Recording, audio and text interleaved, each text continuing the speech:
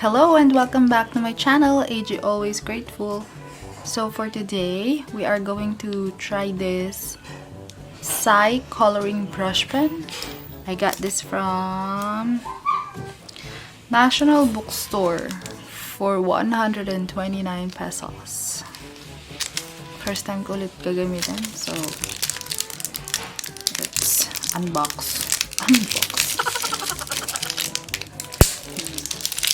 Tagalit, sumalapit. Sakit. Alright.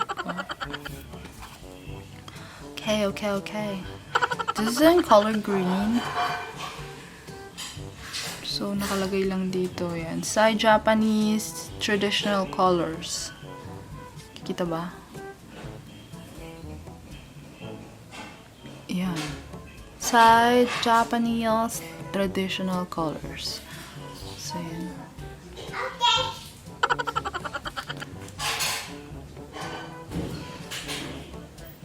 So this is a brush tip. I mean, yung nylon brush tip.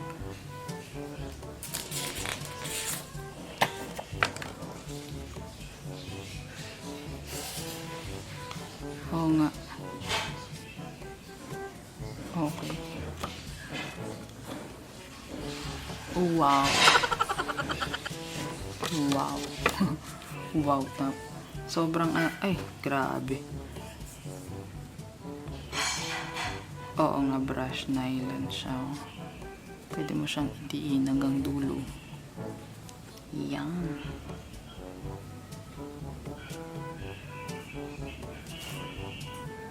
Oh, ha? Grabe.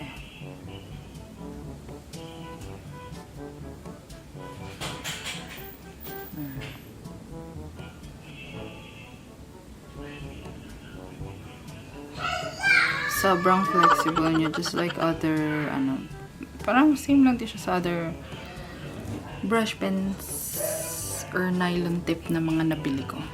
Yeah, it's beautiful. I like it. The pigments are great. So, let's write the name.